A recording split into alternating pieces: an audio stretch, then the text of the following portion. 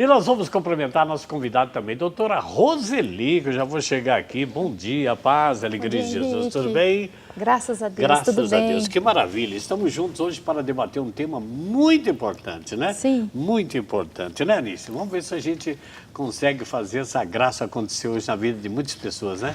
Com certeza, né, Henrique? Nós que já conhecemos o trabalho da doutora Roseli, e eu já tive a graça de estar participando, né, de um momento sobre a vivência, com certeza vai ajudar muitas pessoas que estão nos assistindo e fará muito bem, né? Eu creio nisso. Em nome de Jesus, eu creio que muitas vidas hoje vão receber uma graça em especial.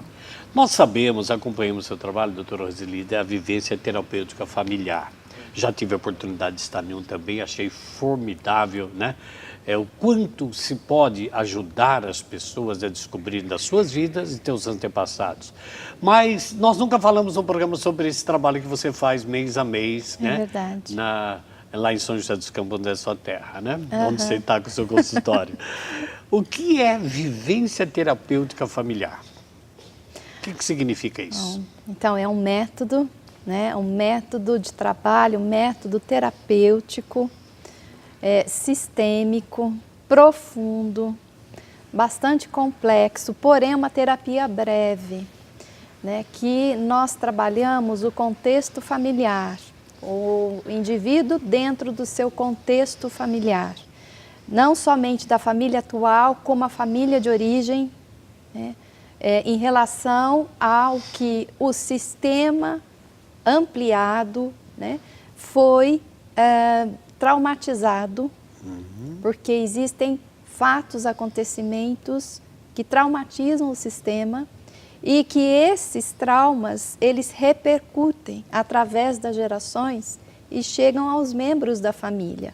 No hoje. No hoje. Então eu posso trazer traços de meus antepassados, está refletindo na minha vida hoje e não ter consciência disso. Exatamente. Então esse método dessa vivência terapêutica familiar vai fazer esse conjunto. Isso, porque nós percebemos que muitos sintomas, às vezes doenças, às vezes alterações de comportamento, estão ligados com os fatos que aconteceram no passado dessa família e que um membro ou vários membros ressentem esse fato.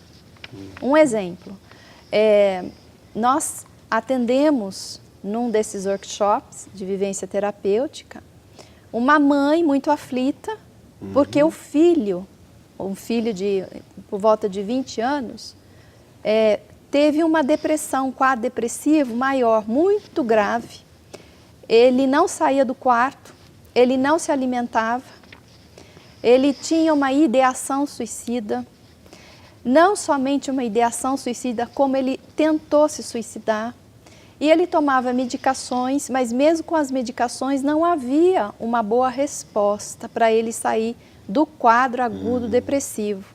A mãe, quando soube desse nosso trabalho, foi tentar, né, ajudar esse filho. O filho, obviamente, nem quis sair do quarto da casa dele para ir até o nosso ambiente de trabalho, né? E a mãe, então, trouxe o filho no coração dela. E ela fez a vivência. Ela foi do filho. sozinha, foi como sozinha. se fosse o filho. Isso. E aí, durante a dinâmica, onde a gente pede para os participantes representarem a família do paciente, e esses representantes, eles passam a se sentir como os membros da família do paciente atuam, sentem, né? Nós fomos percebendo que havia um segredo de família. Né? E nesse segredo nós chegamos à questão básica desse paciente, né? O avô paterno dele havia assassinado uma pessoa. E isso tinha ficado velado. Né? E quando nós posicionamos, então, essa vítima, né, do avô dentro do sistema e nós restabelecemos, né, a reconciliação dessa vítima com o agressor, o filho, o representante do filho, teve uma reação, né, de identificação com a vítima. Entendi. Então, a vítima estava sendo representado por um membro dessa família, que é o neto. Entendeu? Entendi. Então, o neto estava assumindo a morte, digamos assim, daquela vítima que não foi honrada, que não foi respeitada, que não foi incluída. Quando nós preparamos essa reconciliação, né, e o representante desse filho, né, se colocou, né, amorosamente diante dessa vítima, né, houve uma paz entre os membros da família. E o avô que havia assassinado tomou como se espécie de uma consciência de um arrependimento, né, e também pediu perdão, se reconciliou. Bom, isso aconteceu dentro desse ambiente de trabalho, no qual o filho dessa mulher nem soube conscientemente do que havia passado. Entendi. Tá? Passou-se depois 6 meses, essa senhora volta dizendo, olha, eu voltei para dizer a você que o meu filho está ótimo. Ele não está mais depressivo, ele saiu do quarto, ele começou a se envolver com a família e ele está muito bem. Então, é uma terapia breve, profunda, que vai na raiz do trauma, né? E que, uma vez identificado a raiz desse trauma, onde está a origem desse aprisionamento, desse emaranhado, né? O membro da família, então, tem condição dele sair livremente do estado que o capturou. Doutora Roseli, a senhora se especializou nessa terapia. É um método que veio de onde? É um método assim, originário da Alemanha, né? Me especializei com os professores alemães, fundado, né, por Bert Hellinger, um alemão, e estou assim, ligada a essa associação internacional de soluções sistêmicas com sede em Munique. E as pessoas podem estar perguntando, eu que também queria perguntar, isso não tem nada a ver com esoterismo, astrologia ou então caráter religioso? Não, absolutamente não tem. É um método terapêutico baseado em escolas psicológicas.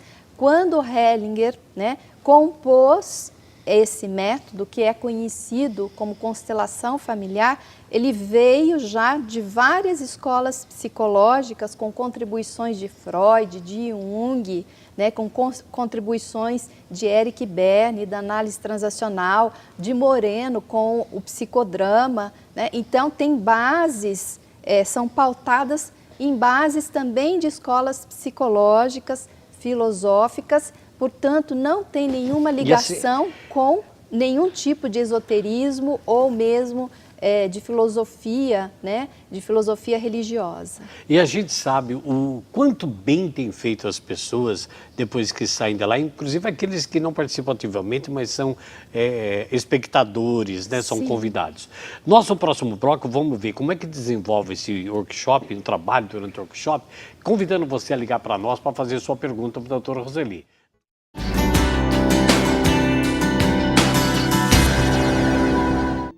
Essa passagem do Evangelho faz com que a gente reflita até hoje sobre a nossa fé. Será que nós também precisamos ver para poder crer? Ou será que a ação do Espírito Santo em nós podemos ter essa graça de poder crer sem ver? É essa graça que nós precisamos ter, né, doutora Roseli? Sim. Uma fé pura, a certeza do que não se vê, né? Com certeza mesmo, é o que nós precisamos, não? Para vivenciar esse mundo que a gente está vivendo, a gente não pode viver só nas coisas materiais, né? Tem que ter essa esperança espiritual Inclusive no seu trabalho, que a gente Sim. sabe o quanto precisa disso, né? Sim, essa junção, né? Essa conexão, né? com assim, a nossa dimensão espiritual, né? O quanto isso nos cura, né, Henrique? O quanto isso nos impulsiona, o quanto isso nos conecta com a verdadeira vida, né? Exatamente. Com a verdadeira vida. A gente sai um pouco ao nosso redor, dessa realidade, às vezes palpável, dura, difícil, né? E entramos numa verdadeira realidade, nos conectamos com a verdadeira vida, né? Quando o Papa falou sobre ciência e fé, ele veio trazer justamente sobre a necessidade de nós acreditarmos, mas também buscarmos meios humanos, psicológicos, não é só rezar. Doutora Roseli faz essa vivência terapêutica familiar, esse workshop. Eu queria saber rapidamente, já que esse bloco é mais curto, como é que se desenvolve esse método, né, durante o workshop? Como é que é feito? Então, são dinâmicas, os pacientes, é um grupo de pessoas que se reúnem, né? E que alguns colocam, de fato, as suas questões, os seus problemas diante de um grupo e, ao colocar as suas questões a serem trabalhadas, das mais diversas, assim, mais diversos problemas, né? É convidado alguém do grupo para representar os membros da família. E esses participantes, eles entram, então, um em relação ao outro, conforme o paciente vai direcionando, vai tendo a imagem de como está o seu próprio sistema, um membro em relação ao outro. E curiosamente, acontece um fenômeno que a gente não explica exatamente, nós não temos uma explicação, mas esses participantes que são convidados a representar os membros dessa família passam a se sentir igual os membros da família real, né? Que está sendo mesmo representada com sentimentos, com emoções, às vezes com posturas físicas, com frases, com pensamentos que vêm, né? Em relação à família ser trabalhada.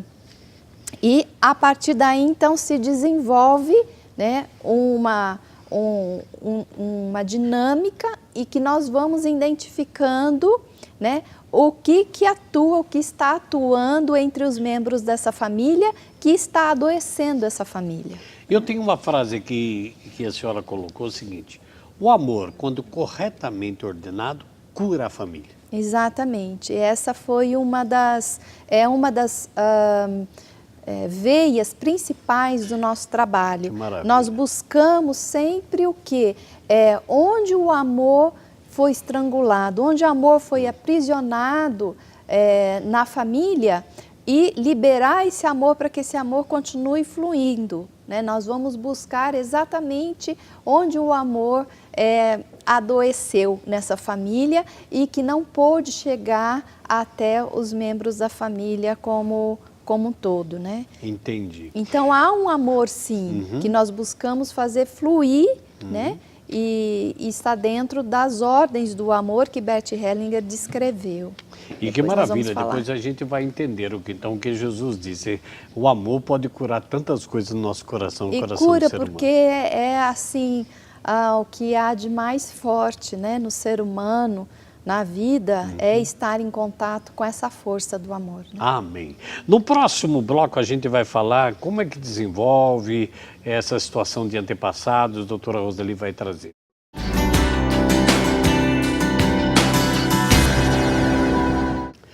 Muito bem, estamos de volta com o programa Você Pode Ser Feliz, falando sobre vivência terapêutica familiar com a doutora Roseli aqui conosco, que faz aí um trabalho maravilhoso de workshop nessa área.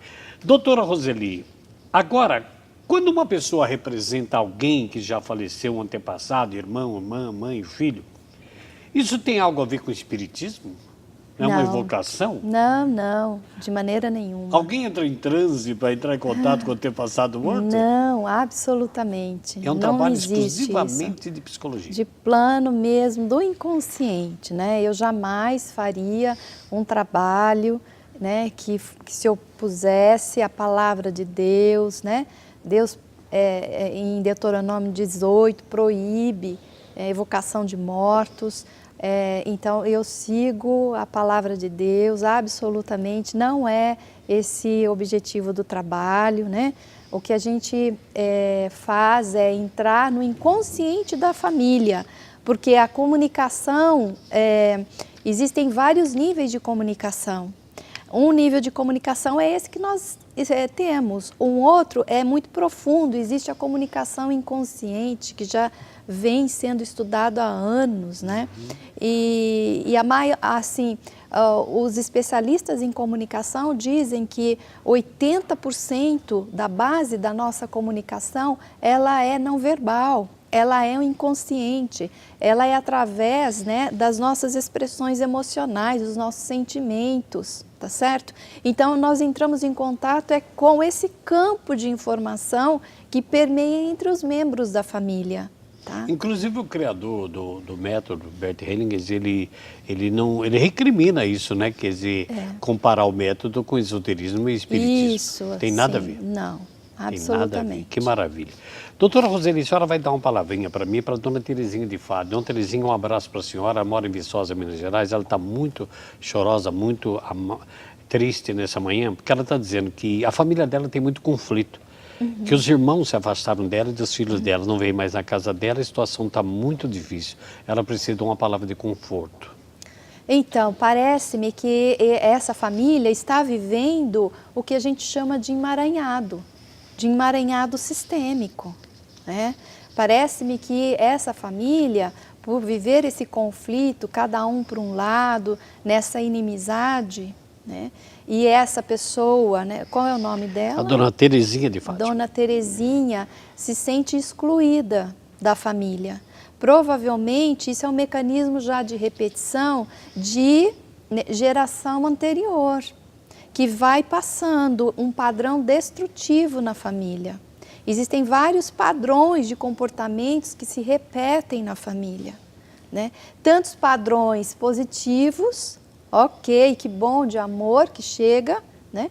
Quantos padrões destrutivos que levam mesmo, né, as pessoas a adoecerem, se separarem, ficarem de mal, terem inimizade, né? Geralmente, quando há muito conflito entre os irmãos, é porque houve lá atrás, né, acontecimentos muito funestos, muito difíceis, tá? Como divisões de heranças, né, brigas, assassinatos, né? Às vezes briga por terras, né?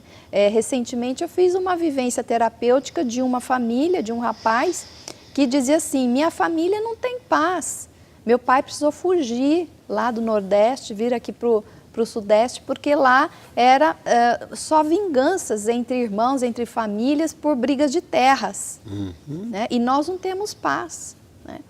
Então, assim, provavelmente a origem desses conflitos, né, não se dá nessa mesma geração, pode ter vindo ou estar vindo de geração anterior, passada, então tem que averiguar. Agora, acima de tudo, procure desenvolver paz no seu coração, né? Se os irmãos não querem estabelecer vínculo com você, não quer dizer que você não queira, né, do seu lado, não desenvolver uma paz. Procure ficar em paz e, apesar de todo esse conflito, tenha os irmãos em seu coração com muito amor, que isso vai te dar paz, né? Muito bem, e a Sandra de Auriflama, interior de São Paulo, ela está perguntando se essa vivência terapêutica familiar, essa terapia, pode curar ou atuar no autismo. Tem resultados interessantes através de outros membros, né, que fazem esse trabalho, que tem sim solução bastante significativa para portadores de autismo.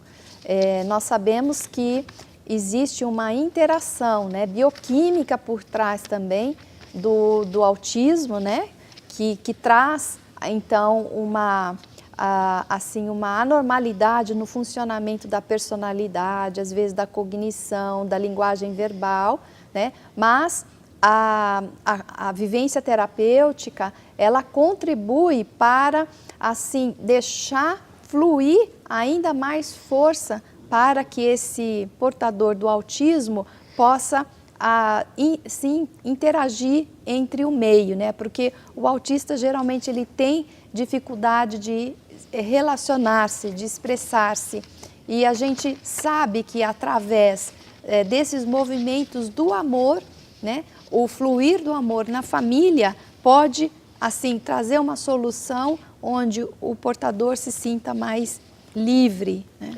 E que bom, doutora, está chegando algumas perguntas, a gente vai fugindo um pouquinho do seu esquema, porque a Vera, ela mora na zona rural de Divino, em Minas Gerais, está dizendo assim: doutora Roseli, existe alguma oração ou algo que eu possa fazer em casa para que eu possa pedir perdão aos meus antepassados?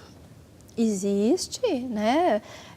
Como católica, agora falando como cristã católica, nós temos inúmeras orações que a igreja, inclusive, ensina a orar pelos seus antepassados, né? Eu acho que você pode dizer mais, que é bem dentro da tua área também, né, como pregador, e acho que é muito válido e precisamos recorrer mesmo às orações em nome de Jesus, né, para que o Senhor abençoe os nossos antepassados, mas a memória que ficou deles no nosso inconsciente, nós trabalhamos através desse método. Exatamente. E tá? você pode fazer essa oração, mentalizando, lembrando das pessoas que já passaram, mãe, pai, todos que passaram. Quantas pessoas a gente trabalha na vivência terapêutica que trazem mágoas, que trazem pesos, que trazem fardos. De pessoas já falecidas. Né, de pessoas falecidas, principalmente. Estão carregando esse que peso. Que carregam esses pesos, essas dores, né, esses destinos difíceis que às vezes os antepassados tiveram, né? E ali nós restabelecemos, vamos restabelecendo uma ordem, né? Uma ordem para quê? Para que do paciente até eles cheguem o amor e deles até o paciente também chegue o amor. Que maravilha. Então tá aí, minha irmã. Faça isso e procure alguma ajuda aí. A Anísia está quietinha aí só ouvindo, mas tem algum e-mail? Estou aprendendo muito, né, Henrique? Temos sim. A irmã Érica, lá da nossa comunidade, está perguntando aqui como saber quando está possivelmente transferindo para ela, né, para mim, algo que foi acontecido em minha família e se há como trabalhar isso fora da vivência, se não tenho possibilidade de participar de uma. Sim, muito bem, Érica. Existem... E isso é muito comum, às vezes as pessoas perguntarem assim, eu tenho a sensação de que eu carrego algo que não me pertence. É verdade. Que eu sinto que não é meu, que não faz parte da minha vida. Parece que eu não estou no lugar certo. Parece que eu não encontro o meu lugar. Provavelmente isso é um sintoma sistêmico de que você está identificado com um membro da família que foi excluído, que não teve direito a pertencer. Um exemplo muito simples e que é corriqueiro dentro do nosso trabalho é a mulher que abortam, fazem aborto. Depois, elas têm outros filhos. Esses filhos que vieram depois do aborto provocado, eles inconscientemente identificam-se com os irmãos abortados ou o irmão abortado. Então, isso evoca na personalidade da pessoa, do filho que sobrou, que está vivo, né, uma sensação de culpa, de que ele não deveria estar bem na vida. Entendi. Tá? Então, isso é apenas um exemplo. Quando nós vamos posicionar, então, esse paciente, né, que sente que não tem um lugar, é porque ele não se merece, não se deixa merecer ter esse lugar em função do amor desse irmão ou desse abortado que não pôde viver. Então a pessoa carrega isso. Outro exemplo é quando um casal se separa, um filho vai e assume um lugar, ou do pai ou da mãe. Inconscientemente, esse filho, às vezes, toma o lugar do pai. A mãe chama um filho para estar no lugar do pai. E esse filho, Isso então, é inconsciente, fica inconsciente. Por amor à mãe, por amor ao pai, o filho é capaz de sofrer. Ele toma esse lugar. Só que isso aprisiona o filho. Porque ele não pode tomar o lugar do pai ou da mãe, que não é lugar dele. Deforma a personalidade dele? Sim, né, bloqueia. Faz com que assim, não há um desenvolvimento sadio, Ele pleno. está ocupando um papel que não é dele. Exato, inconscientemente.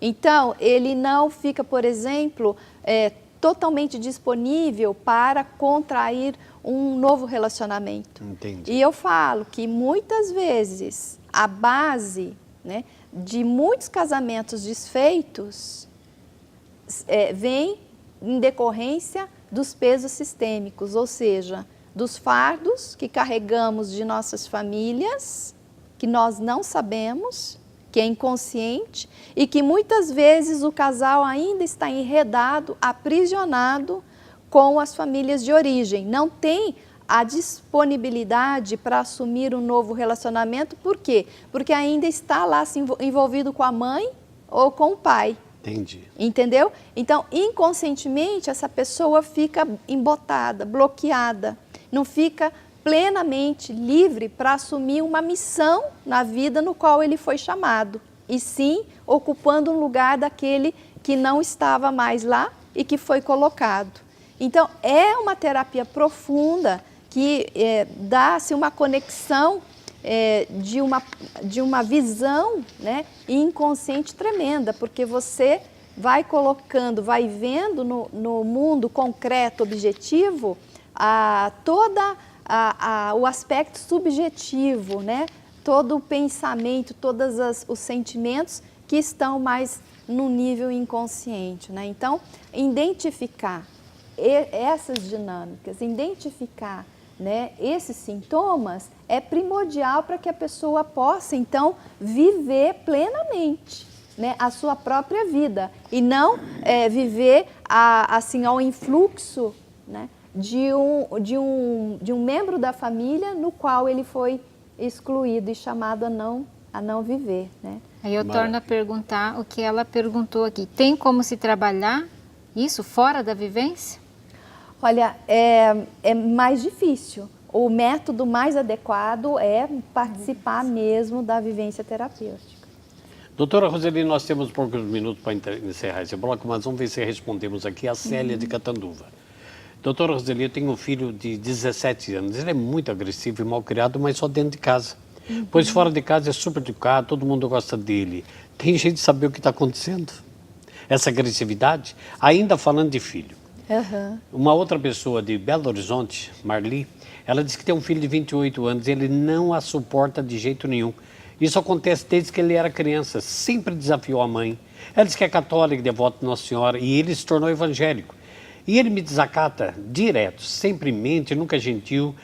Como eu gostaria de uma orientação, se tem algum lugar que eu possa levá-lo perto de Belo Horizonte para resolver isso? Então, né? Duas mães sofrendo com filhos aí. Então, por trás desses comportamentos, veja, eu estou dando a visão sistêmica, o procedimento sistêmico fenomenológico. É claro que a gente tem que olhar dentro de um contexto também bioquímico, conforme eu já falei, claro, né? Aqui em outros programas. Mas dentro dessa visão sistêmica, provavelmente esse filho, né, se não tirando a possibilidade desses filhos terem passado algum trauma já pessoalmente, desde o momento da concepção, descartando essa possibilidade, suponhamos que essa mãe quis esse filho, amou esse filho, né? Mas mesmo assim esse filho não toma esse amor, é provável que esse filho esteja representando alguém do sistema da mãe. Ou a mãe olhe para esse filho inconscientemente representando alguém que foi... Da herança dela. Exatamente. Tá? Então, esse olhar inconsciente é que nós estamos adentrando e percebendo que existe nos relacionamentos da família. E todo o amor, para ser bem eficaz, ele precisa estar ligado a uma ordem. Se não houver essa ordem, né? Para fluir esse amor, o amor não chega completamente como tem que chegar. Um exemplo simples, imaginemos que esse copo, né, que contém essa água, né, esse copo, esse recipiente, seja as ordens do amor, e a água é o amor. Então, para que eu possa tomar a água e beber e saciar a minha sede, essa água tem que estar disponível numa jarra, num copo, numa forma.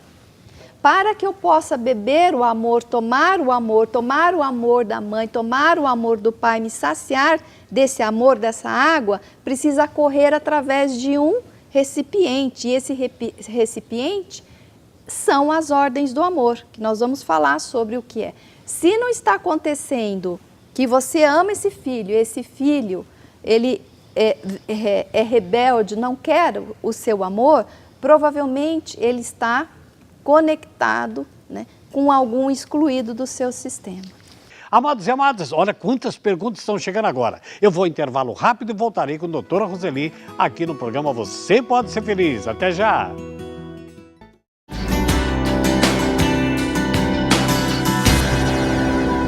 O programa Você Pode Ser Feliz está hoje com a doutora Roseli aqui do meu lado, com muito carinho, para a gente debater o tema sobrevivência terapêutica familiar.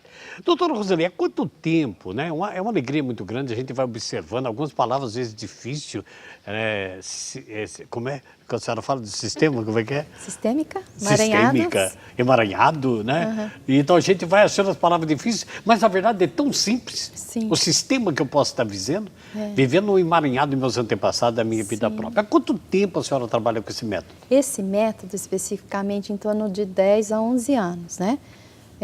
Mas a senhora não trabalha só com esse método? Não, eu sou psicóloga clínica, tenho especialização em medicina comportamental pela Escola Paulista de Medicina. Então, no consultório, eu faço vários tipos de atendimento, né? Atendo casais, atendo adulto, atendo família. E a vivência terapêutica é um desses trabalhos que eu realizo. Dentro dessa visão de terapia familiar sistêmica fenomenológica. Doutora Roseli, o programa vai pegando pique agora, né? Maria Aparecida de Campinas, um abraço para você. O que é ansiedade, doutora? Ela pode ser hereditária e pode ser tratado dentro dessa terapia? Pode, mas assim, a ansiedade, ela tem um componente também hereditário, genético. Muitas vezes precisa, né, fazer uma avaliação com especialista, às vezes com psiquiatra, porque se chegar assim num grau, né, 3, 4, onde te imobiliza, onde você se sente muito mal mesmo, muitas vezes tem que entrar com a medicação específica, mas também trabalhamos, né, a ansiedade como um sintoma sistêmico. Então, tem que trabalhar com ela. Tem. Eu acredito que você deva buscar a ajuda, né, se você está sofrendo com transtorno de ansiedade, né, não achar que isso é algo normal, natural, mas que tem como tratar e é importante tratar. E nós sabemos que a senhora vai realizar agora, esse mês, se eu não me engano, no dia 22, um workshop sobre essa vivência terapêutica familiar. Então, daqui a pouquinho vamos colocar o telefone e o e-mail da doutora Roseli para alguém ligar para ela e também entrar em contato lá com o seu consultório para fazer tirar alguma informação a respeito do dia 22 desse workshop que vai acontecer. A Maria Madalena mora em Quirinópolis, no estado de Goiás. Doutora Roseli, uma pessoa que está grávida, se passar por problemas familiares, a criança pode vir a passar problemas parecidos na sua vida adulta? Olha, o que nós identificamos é que a criança, ela tem uma interação através de receptores químicos, enfim, né, da experiência que a mãe tem, né? Então, a criança ela pode sim ser vulnerável a essas influências através, né, desses sentimentos, através das experiências que a mãe vai adquirindo no decorrer da gestação dela. E o que a gente acha mais incrível, Henrique, né, nesse método que a gente vai investigar, que existe uma memória no campo da família que a criança ela compartilha, sabe, dos acontecimentos. Um exemplo é esse, que nem eu fui fazer a vivência de uma paciente altamente depressiva, né, que teve filhos e ficou anos com depressão. Assim, ela não sabia o que era viver, né? E ela foi fazer, e nós lá, colocando o sistema dela, eu perguntei, sua mãe fez aborto? Ela disse, meus irmãos me disseram que sim, e que foram vários antes de eu nascer, que ela era a última filha. E quando nós posicionamos os representantes dos irmãozinhos abortados, né, a paciente teve assim um impulso de se jogar em cima deles, por amor a eles, dizendo, eu não mereço viver, porque vocês não puderam viver, então eu também não mereço viver. Então, inconscientemente, a depressão dela estava refletindo um luto pelos irmãos.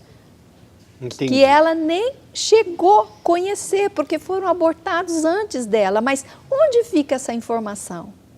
Exatamente. Essa paciente carregava o luto desses irmãos sem ela saber. Então, é impressionante o que a gente consegue, né, entender de profundidade da alma da família, né, dos traumas que geram lá de trás, né, e perpetua no meio da família, né? Doutora, eu acho que é a propósito que a senhora está dizendo. A Francisca mora no estado do Ceará, numa cidade que eu vou me omitir aqui. Doutora, eu sofro de uma depressão desde o meu primeiro parto, há 12 anos. Eu gostaria de saber se eu preciso fazer terapia. Precisa, 12 querida. Anos, né, do parto? Precisa, porque 12 anos você sentindo, né, esse mal-estar é urgente. Isso é por você e pelos teus filhos. Porque a tua experiência de vida, né, é espelho para os filhos. Os filhos também vão absorvendo o seu comportamento, o seu sentimento. Imagine você conviver com uma mãe depressiva que chora, que é triste, que não tem esperança, que vê o mundo cinza, de que nada vai bem. Esses filhos, eles vão aprendendo, né, a fazer essa leitura a respeito da vida e vai carregar isso. Então, urgentemente, querida, você precisa de ajuda, de tratamento, às vezes de medicação, porque dependendo do tipo de depressão, do estágio, geralmente depressão pós-parto precisa de medicação. Tem alguma coisa aí, Manice? Tem sim, Henrique. Tem uma irmã chamada Célia de Campinas, que gostaria de saber com a doutora Roseli se ela atende em Campinas. Está precisando muito da ajuda e gostaria de estar sabendo disso. A senhora faz algum workshop em Campinas? Não faço, né, apenas em São José dos Campos. Seria bom, então, né, que depois a Célia anotasse o telefone, o e-mail da doutora Roseli, para poder estar entrando em contato e pegando mais informação. E a Maria Natália também, ela está aqui perguntando, dizendo assim, que ela tem muita arritmia, perde a voz quando vai fazer leitura em público, treme muito e ela tem certeza que isso tem a ver com a infância.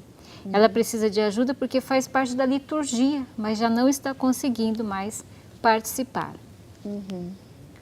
Então, a arritmia é uma doença, né, que precisa ser tratada com medicação, né? Mas também que pode estar ligado a algum contexto sistêmico, às vezes a perda de alguém, a perda de um ente querido, né? O medo, né, a fobia, enfim, pode estar atuando inconscientemente nessa senhora, né? Então, precisa mesmo de buscar uma ajuda adequada para você superar isso. E eu creio que tem meios para que você possa fazer sua liturgia sem estar com esse ataque de ansiedade, né? Darcy Adelaide mora em Itápolis, interior de São Paulo. Um abraço.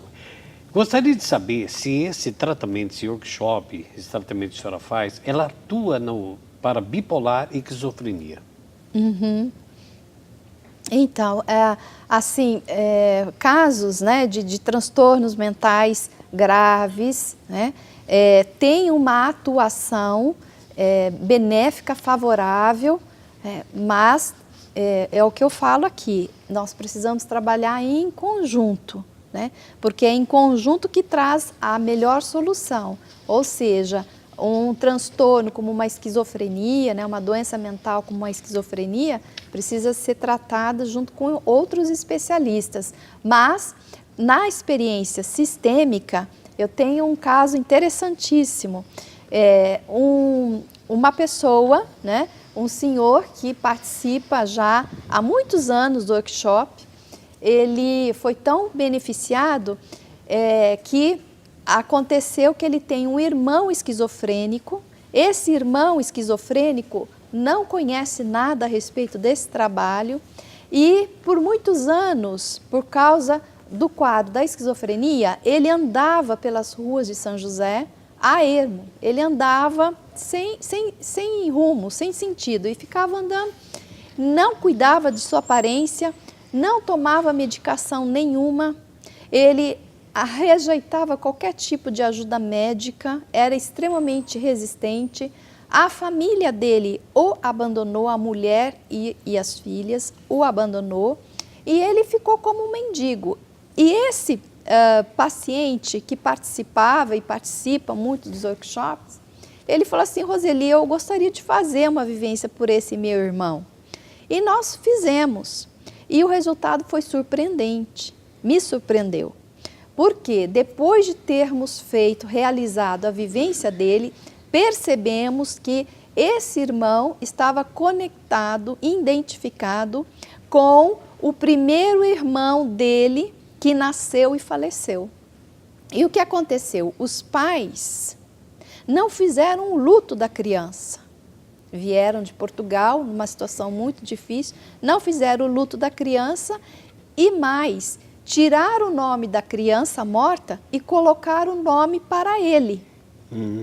Tá? Então, inconscientemente, a impressão que houve, que fez uma cisão entre quem eu sou essa pessoa ou eu sou aquele meu irmão que faleceu ao nascer, que foi dado o nome, mas foi tirado dele e foi colocado para mim.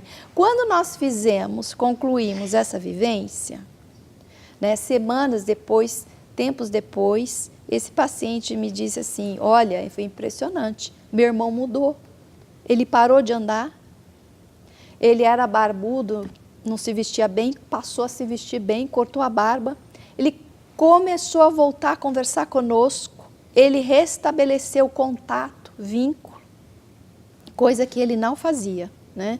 Então, foi um caso surpreendente, existem outros, tá?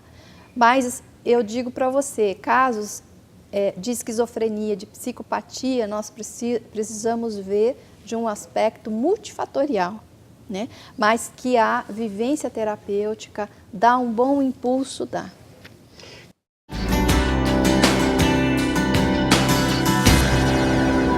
Temos 2 e-mails, Henrique, um de uma pessoa que se identifica como órfã. Sim. Ela fala aqui que quando nasceu, a mãe faleceu, foi criada por outras famílias, por outros pais, mas conhece a família biológica. E uma das irmãs diz que todo o sofrimento que a família tem e essa pessoa tem é devido a este fato. Então ela tem fortes depressões e espera aí uma palavra.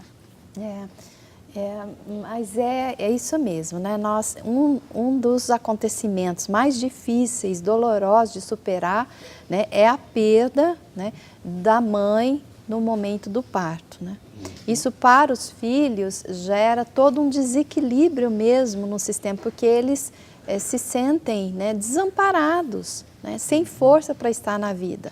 E a criança, quando perde a mãe ou perde o pai, ela tem um grande desejo inconsciente de seguir os pais na morte.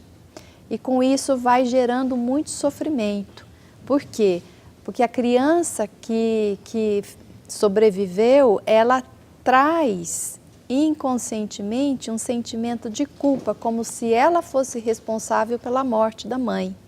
Então, tudo isso precisa ser entendido, precisa ser buscado, precisa ser vivenciado, para que essa pessoa, essa senhora, possa estar conectada com a força da vida. Eu convido você a imaginar sua mãe, né, muito feliz por ver que você sobreviveu, por ver que você está viva, por ver que você tomou a sua vida, tá? Do que ficar conectada com a dor da perda dela. No entanto, nas vivências terapêuticas, nós refazemos o luto, né? Inconscientemente, nós refazemos esse luto para essa criança se despedir, de fato, da mãe e tomar a mãe com amor no seu coração e, através desse amor, ela ter a força para ela estar bem na vida, né? E seguir em frente com a missão que essa pessoa recebeu para desenvolver a sua própria existência, né? Que maravilha. Nós vamos fazer o seguinte, estamos recebendo alguns outros contatos, doutora, e vamos encaminhar para a senhora, para o seu e-mail. Gostaria que mostrasse na tela de novo aí o telefone e o endereço de e-mail da doutora Roseli e perguntar para a senhora, a próxima terapia, esse workshop da vivência terapêutica familiar vai acontecer que dia? Dia 22. Dia 22. Sábado, é um sábado todo, começa de né? manhã? Das 8 até as 19 horas. Né? E nós vamos estar com o tema sobre os enredos destrutivos que se repetem na família. Então, a pessoa que quiser participar desse workshop deve entrar em contato por e-mail, por telefone com a doutora Roseli, falar com a sua secretária lá e agendar direitinho, tirar a informação. Nós temos o Facebook também. Pois né? não, então vamos falar. É o Facebook/Vivência Terapêutica Roseli. Facebook/Vivência Terapêutica Roseli. Pronto, entrou lá, já pode falar direitinho. Exato. Doutora, nós estamos já caminhando para o final, vamos deixar para o próximo programa voltar nesse tema. Achei maravilhoso e o bem que fez para muitas pessoas em dúvida. Quero agradecer a sua presença e deixar a sua mensagem final. Olha, nunca perca e nunca desista, nunca perca a esperança e nunca desista, né? Porque sempre Deus coloca meios disponíveis para a gente superar as nossas dores, os nossos sofrimentos, as nossas lutas. A gente precisa achar o lugar certo, a hora certa e o momento de Deus chega, né? O Kairos de Deus chega, né? Então, assim, não desista da sua vida. Continue buscando e Deus há de te honrar e através desse método a gente consegue chegar a muitas soluções. Amém. Não esquece, dia 22 é o dia do workshop de vivência terapêutica familiar. Vamos entrar em contato com a doutora Roseli lá e colocamos a nossa comunidade também como ponte aí, tá bom? O nosso telefone é 0 Presadora 12-3133.000. Doutora, manda um abraço para quem a senhora quiser. Eu deixo a todos da minha família que eu amo, minha mãe, meu pai, meus irmãos, meu marido amado, né? Um grande beijo para todos vocês e você que está aí nos assistindo, muito obrigada por você permanecer aqui conosco. Que Deus abençoe sua vida. Com muita alegria, eu, Henrique, me despeço, aguardando a sua ligação para a minha comunidade, rezando por nós e pela associação, porque tudo que aqui fizemos e haveremos de fazer, seja sempre para a maior glória do Deus que é Pai, Filho e Espírito Santo. Amém. Na próxima semana, se Deus permitir, estaremos aqui por Jesus e com Maria em mais um programa Você Pode Ser Feliz. Até lá!